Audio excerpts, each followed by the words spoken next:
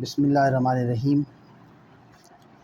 تھے وہ بھی دن کہ خدمت استاد کے عوض، تھے وہ بھی دن کہ خدمت استاد کے عوض، جی چاہتا تھا نذرانہ دل پیش کیجیے۔ آج ایک ٹاپک استاد کا احترام، اس پر ضروری سمجھا کہ گفتگو کی جائے تاکہ طالب علم تک پہنچے۔ ایک روایت کے مطابق ہر انسان کے 3 باپ ہوتے ہیں، ہر انسان کے 3 باپ بتائے گئے ہیں، جس کی وجہ سے وہ پیدا ہوا، جس کی بیٹی اس کے گھر میں بیائی گئی اور جس نے اسے علم سکھایا۔ تو یعنی باپ، سسر اور اس کا جو استاد ہے، یہ باپ کے طور پر تصور کیے جاتے ہیں، ان کا احترام لازمی تصور کیا گیا ہے۔ اسی طرح حضرت علی کا فرمان ہے، حضرت علی نے فرمایا کہ میں اس شخص کا غلام ہوں جس نے مجھے ایک حرف پڑھایا۔ یہاں پر لفظ کی بات نہیں آ رہی، میں اس شخص کا غلام ہوں جس نے مجھے ایک حرف پڑھایا، اب چاہے تو مجھے بیچ ڈالے، اس کی مرضی ہے، چاہے تو مجھے آزاد کر دے اور چاہے تو مجھے ساری زندگی اپنا غلام بنا کر رکھے۔ یہ کون کہہ رہا ہے؟ انا مدینۃ العلم و علی بابھا، میں علم کا شہر ہوں اور علی اس کا دروازہ ہے۔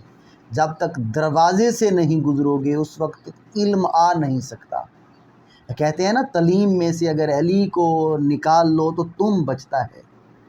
تے عین لام یہ میم، درمیان میں علی ہے، علی کو نکال دو تو تعلیم نہیں رہتی، تم بچتا ہے۔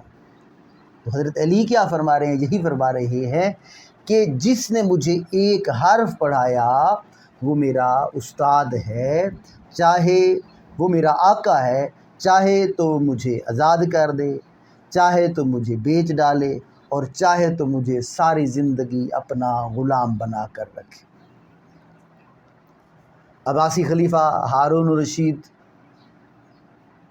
کے بیٹے جمعہ کی نماز کے لیے مسجد میں داخل تھے، اتنے میں ان کا استاد آ گیا۔ استاد نے اپنی جوتی کو ایک سائیڈ پر رکھ دیا۔ اب اس کے شاگرد ہارون الرشید کے بیٹے مامون اور امین دیکھ رہے تھے۔ اب دل میں تڑپ تھی کہ جب جمعہ ختم ہو، نماز ختم ہو، استاد باہر نکلے، ہم اس کی جوتیاں اٹھائیں۔ بس جمعہ ختم ہوا، دونوں بھاگے، دونوں برابر جوتیوں تک پہنچے۔ ایک نے ایک جوتا اٹھایا، دوسرے نے دوسرا جوتا اٹھایا، استاد کے آگے پیش کر دیا۔ کسی نے کہہ دیا تم تو شہزادے ہو، تم تو بادشاہ وقت کے بیٹے ہو۔ ہارون الرشید نے کہا بادشاہ کے بیٹے ضرور ہیں لیکن استاد کا حق سب سے پہلے ہے۔ اور ایک اور جگہ پر یوں بھی ہے کہ ہارون الرشید کے بیٹے میں سے یا امین تھا یا مامون تھا، استاد کا وضو کرا رہے تھے، لوٹے سے پانی اوپر سے ڈال رہے تھے، تو اب استاد ہاتھوں کو مل رہا تھا، پاؤں کو مل رہا تھا۔ ہارون الرشید وہاں سے بولا، دور بیٹھا تھا، کہ تجھے اتنی حیا نہیں آتی؟ 2 ہاتھ اللہ نے دیے ہیں، ایک ہاتھ سے پانی ڈالو اور دوسرے ہاتھ سے استاد کا پاؤں کو ملو۔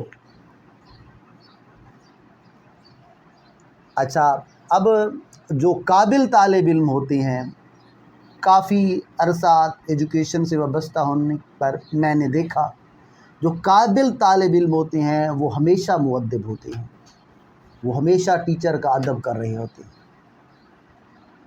ٹیچر کے سامنے ہونے والی بات کبھی کبھار کوئی آئے تو وہ بھی اس طالب علم کی ہوتی ہے جس کو آتا جاتا کچھ نہیں ہوتا، جس کی تعلیم پر۔ اب جو قابل طالب علم ہے، محنتی طالب علم ہے، پڑھنے والا ہے، وہ استاد کا ادب اب سمجھ نہیں آتی یا تو تعلیم کی وجہ سے وہ اسٹوڈنٹ مؤدب بن گیا، یا تو تعلیم حاصل کرنے کی وجہ سے وہ اسٹوڈنٹ مؤدب بن گیا، یا پھر ادب کی وجہ سے اس کو تعلیم اس کے لیے آسان ہو گئی، علم کے دروازے اس کے لیے کھل گئے۔ تو جتنا زیادہ ادب کرو گے اتنا زیادہ آپ علم حاصل کر سکو گے۔ اب کچھ بچے ادب صرف اس معنی میں لے جاتے ہیں کہ بس استاد کو پانی پلانا ہے، استاد کی خدمت کرنی ہے، یہ ادب ضرور ہے، مگر سب سے بہتر ادب جو ہے ٹیچر جو کہے وہ کرو۔ ٹیچر پڑھنے کے لیے کہے تو پڑھو، ٹیچر کہتا ہے اس چیز پر فوکس کرو تو اس پر فوکس کرو، ٹیچر کہتا ہے آپ لکھائی پر دھیان دو تو بس ٹیچر نے کہہ دیا ہے تو اب میں نے کرنا ہے، ٹیچر نے کہا ہے پڑھائی میں اب کچھ زیادہ ٹائم لگاؤ تو ٹیچر نے چونکہ کہہ دیا ہے، ادب کا تقاضا یہ ہے کہ میں زیادہ ٹائم لگاؤں۔ سب سے زیادہ ادب، بہترین ادب یہ ہے کہ ٹیچر کا کہنا مانا جائے، اور خصوصی طور پر وہ کہنا جو ٹیچر علم کے لیے کہے کہ تعلیم میں تیری یہ کوتاہی آ رہی ہے تو یوں کر لے، یوں کر لے۔ جو ٹیچر سمجھا رہا ہوتا ہے اس پر جب پورا دھیان ہوگا تو اس وقت ادب آپ کے دل میں علم کی لگن جگائے گا، اور وہ دل میں علم کی لگن آپ کے ذہن کو وسیع کر دے گی، اور پھر علم کی راہیں آپ کے لیے کھل جائیں گی۔